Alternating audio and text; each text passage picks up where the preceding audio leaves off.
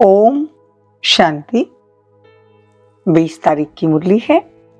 ज्ञान के सागर, आनंद के सागर शिव परमात्मा कहते हैं, मीठे बच्चे तुम्हें खुशी होनी चाहिए कि हम अभी ये दुनिया, ये सब कुछ छोड़ अपने घर शांति धाम जाएंगे और सुखधाम में आएंगे। क्या कहते बाबा कि अभी हम जाएंगे अपने घर शांति धाम, फिर वहां से आएंगे सतयुग में।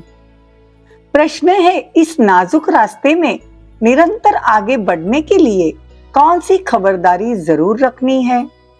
उत्तर है, कभी भी कोई व्यर्थ व शैतानी बातें सुनाए तो उसका मित्र नहीं बनो। हाजी करके ग्लानी की बातें सुनना माना बाप का ना फरमान बरदार बनना। इसीलिए रहम दिल बन उसकी आदतों को मिटाना है, बाप का फरमान बरदार बनना है, ज्ञान का सुरमा पहन लेना है। यही बहुत नाजुक रास्ता है जिसमें खबरदार होकर चलने से ही आगे बढ़ सकेंगे। गीत है, इस पाप की दुनिया से दूर। ओम शांति। मीठे बच्चे, अब तुम समझदार बन गए हो और फील करते हो कि पहले हम कितने बेसमझ थे। बाबा कहते पहले तुम कितने बेसमझ थे, तुमको यह फीलिंग आती है कि अभी हम समझदार बन गए हैं। यह भी समझ में नहीं आता था कि यह पतित दुनिया है और इस भारत में जब देवी देवताओं का राज्य था तो पावन सुखी थे, उसमें कोई दुख की बात नहीं थी। परंतु यह भी निश्चय नहीं होता था कि स्वर्ग में सदैव सुख होगा। स्वर्ग का किसी को पता ही नहीं था। मनुष्य तो समझते हैं वहां भी दुख था। तो बाबा कहते इसको भी बेसमझी कहेंगे। देखो कितना प्यार से बाबा कहते हैं कि हमको सच में कुछ पता ही नहीं था। हमको लगता था सतयुग में भी दुख होता है। अब तुम समझदार बन गए हो, बाप ने आकर समझाया, उनकी श्रीमत पर तुम चल रहे हो। मनुष्य भी कहते हैं कि यह पतित दुनिया है। बाप कहते हैं कि अभी तुमको मेरे साथ चलना है और हम भी कहते हैं बाबा ऐसी जगह ले चलो जहां आराम सुख चैन हो। बच्चे यह भी जानते हैं स्वर्ग सोने की चिड़िया थी। देखो आज पापा कितनी प्यारी प्यारी ज्ञान की बातें कर रहे हैं। अभी तुम बच्चों में समझ आती जाती है, सो भी नंबरवार पुरुषार्थ अनुसार, सो भी नंबरवार पुरुषार्थ अनुसार। देखो हमारा जैसे पुरुषार्थ रहेगा ना वैसे हमको समझ आएगी, और जैसी बुद्धि रहेगी ना उस अनुसार हम अपना पुरुषार्थ करते हैं। तो बच्चों को परमपिता परमात्मा के डायरेक्शन मिलते हैं। आत्माओं को बाप बैठ समझाते हैं।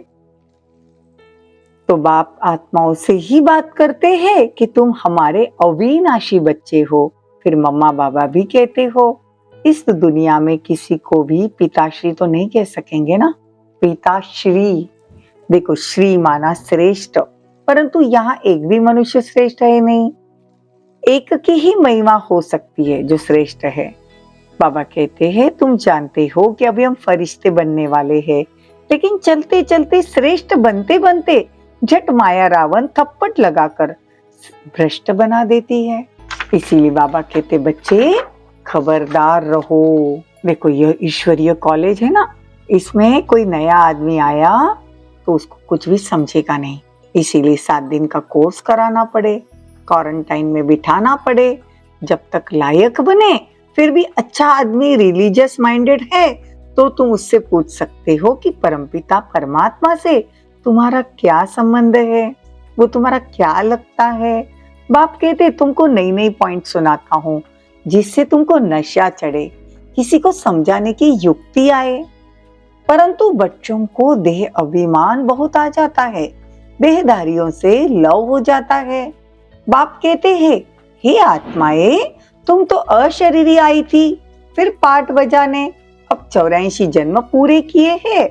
तो बाबा कहते अब मैं कहता हूं तुमको वापिस जाना है। अभी हमको चलना है अपने घर। और बच्चे भी कहते ना कि बाबा हमको शांति धाम में लेके जाएंगे। देखो वहां तुम बच्चे जानते हो हम पहले जाएंगे शांति धाम में, वहां सुख का नाम निशान नहीं कहेंगे। देखो वहां शांति ही शांति होती है। फिर जाएंगे सुख धाम में, वहां फिर शांति का नाम नहीं लेंगे। जब दुख है तो अशांति है, वो फीलिंग आती है ना। दुख है तो समझ में आता है कि ये अशांति है, तो शांति चाहिए। लेकिन जहाँ शांति है वहां सुख की कुछ समझ नहीं। परम धाम में जब हम आत्माएं रहते हैं तो शांति में रहते हैं, वहां सुख का कोई नाम निशान नहीं होता है। तो बाबा कहते हैं सुख और दुख ये कब फीलिंग आती है? जब हम अशांति में होते हैं, दुखी होते हैं, तब पता चलता है। सुख में तो शांति है ही, जब हम सतयुग में होते हैं वहां तो शांति ही शांति है, परंतु वह शांति धाम में नहीं। शांति धाम है आत्माओं का स्वीट होम। बाप सारे आदि मध्य अंत को जानने वाला है ना। अब तुम बच्चों का धंधा ही है पढ़ना और पढ़ाना, और फिर अपने शरीर निर्वाह अर्थ कर्म भी करना है। बाबा कहते मैं फिर तुमको सबको शांति धाम भेज दूंगा। तुम बच्चे देखते हो हम किसके सामने बैठे हैं। निश्चय है परमपिता परमात्मा ज्ञान का सागर है। इन ऑर्गन्स द्वारा हमको नॉलेज दे रहे हैं। किन ऑर्गन्स द्वारा? ब्रह्मा बाबा के तन द्वारा। तो हमसे बातें कर रहे हैं। तो जानते हैं ना बाप हम आत्माओं से ही बात करते हैं। हम कानों से सुनते हैं, बाबा इस दादा के मुख से बोलते हैं। जो रत्न बाबा के मुख से निकलते हैं वही तुम बच्चों के मुख से निकलने चाहिए। सदैव मुख से रत्न ही निकले, फालतू शैतानी बातें सुननी ही नहीं चाहिए। कई बड़े खुशी से बैठ सुनाते, बाप कहते ऐसी बातें सुनो ही नहीं। अगर कोई सुनाता है तो बाबा को कह दो। तो बाबा कहते हैं बाबा को सुनाते नहीं है, ये फालतू बातें सुनाते हैं, इनको मना कर दो तो आदत मिट जाए। बाबा कहते हैं माया अच्छे अच्छे बच्चों की बुद्धि भी पत्थर बुद्धि बना देती है। बाप के फरमान बरदार बच्चे ही जानते हैं कि यह नाजुक समय है, खबरदारी रखनी चाहिए। बाबा कहते तुम्हारा और कोई बातों से ताल्लुक ही नहीं होना चाहिए, बस हमको शिव बाबा से वर्षा लेना है। इसके बाद की कोई बातों से हमारा ताल्लुक नहीं। कोई सुने न सुने, हम तो ज्ञान का सुरमा पहन ले। कोई ज्ञान अंजन पाते हैं, कोई फिर धूल अंजन पाते हैं, उससे ज्ञान का तीसरा नेत्र खुलता ही नहीं। बाबा इतना सहज कर समझाते हैं, जो कैसा भी रोगी अंधा लंगड़ा हो वो भी समझ जाए। देखो बाबा कोई संस्कृत में थोड़ी बातें करते हैं, बाबा तो इतना सहज समझाते हैं कि बस अल्फ और बे दो अक्षर याद रखो। बाप समझाते बच्चे मित्र संबंधी आदि से भी दोस्ती रखो, बहुत मीठा बनो। तुम्हारा काम ही है बाप का परिचय देना। बल दुश्मन हो तो भी मित्रता रखनी है, बहुत मीठा बनना है। बाबा कहते मैं भी तुम पर कितना उपकार करता हूँ, फिर भी ईश्वर का अपकार होना भी ड्रामा में नूंद है। तब तो कहते हैं ना यदा यदा ही धर्मस्य, आया भी भारत में है ना बाबा। तुम बच्चों को भी सर्विस करनी है, परंतु पहले अपनी वृत्ति भी अच्छी चाहिए।